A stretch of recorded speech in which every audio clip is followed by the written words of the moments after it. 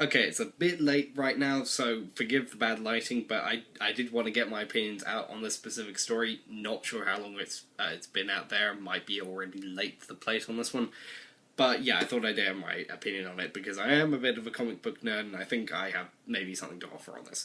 Okay, so for those of you who don't know and are kind of guessing from the title, DC recently started holding an art contest to try and find new artists. Now, that's very good of them, looking for talent outside of the usual, the usuals, and actually trying to get new people in, maybe new art styles.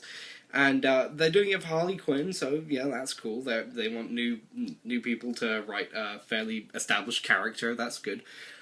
The problem here is that their contest is not like showing Harley Quinn in like a fight scene or even something as demeaning as like a sexy scene. No, the art contest is you have to draw several panels of Harley Quinn attempting essentially to commit suicide. Like, that's literally how it is. But it's framed as almost like comedic in that she fails in 3 or 4 separate panels. Now, I haven't been reading Harley Quinn comics, so I'm not sure if there's a specific reason for this, but I'm pretty sure that the Joker is still alive. So, because I think I would have heard about that. I do keep up to date with most of the general plot details, with what's going on with DC. But anyway, yeah, I'm pretty sure the Joker's alive, so I'm not sure what has triggered this specific thing, but the fact that they're playing it for laughs at all, and the fact that this is going to be in their comics at all, was always going to be a bit controversial. But the fact that they want you to draw it is, yeah, that's pretty messed up. Let me just look at the descriptions of the panels here. Yeah, panel 1, she's on top of a building, and she's thinking of jumping essentially. One in an alligator pond where she's wearing chicken. That's just messed up. Sitting in an open whale mouth, that doesn't even begin to make sense. And the final one is really the most offensive one, is that she's naked in a bathtub with electrical appliances around her. The fact that she's, one, committing suicide, already going to be controversial. 2, naked. I mean, people do that because she's in a bathtub, but it's adding a sexual nature to her suicide, which is all kinds of fucked up. And the fact that it's comedy, so it's sexualized comedy about suicide. I have no idea how DC thought that this was the best idea to garner new artists, because they must have. I have to assume that this is a publicity stunt, that they must have known what they were doing, because there's no way they couldn't have realised how fucked up, really, this is. It generally is fucked up. Now, let me just say, Harley Quinn potentially committing suicide has always been an option, as far as I'm concerned, in the Harley Quinn storyline. I mean, if you actually think about like her relationship to the Joker, she's very much the abused wife, and she's someone who's mentally snapped. She is someone who was good, who was a psychiatrist, who was trying to do good things, and is now responsible for many murders and mutilations and destructions of families and general lives.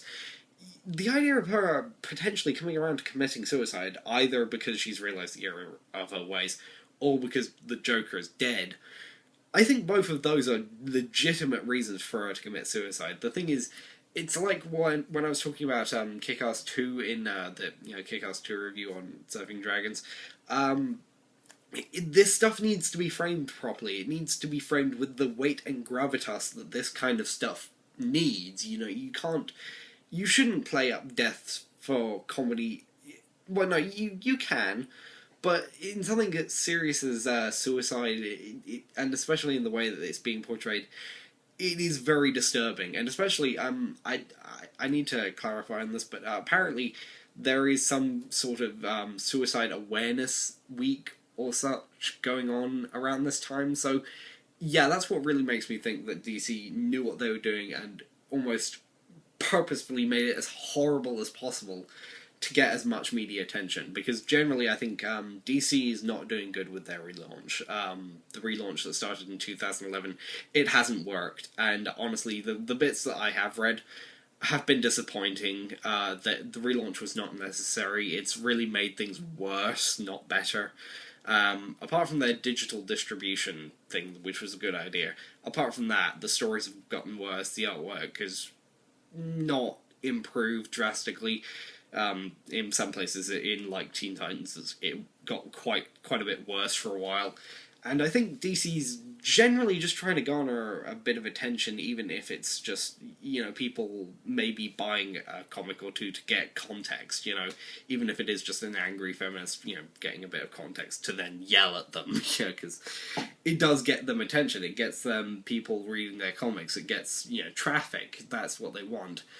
And I think that's pretty scummy. Now, that might not be it. They might have just thought this was funny, and they wanted to just share it with the world, and they wanted to, bring new artists. That is a good thing. They want to bring new artists, and they want to elevate people who are complete unknowns, and that's good, but the way that they framed it makes them look incredibly evil.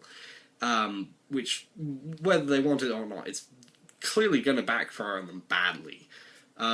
So yeah, I just wanted to talk about that for a while, about how fucked up DC's getting, just how their slide into irrelevancy seems to be almost turning them mad. So, yeah, thanks for watching.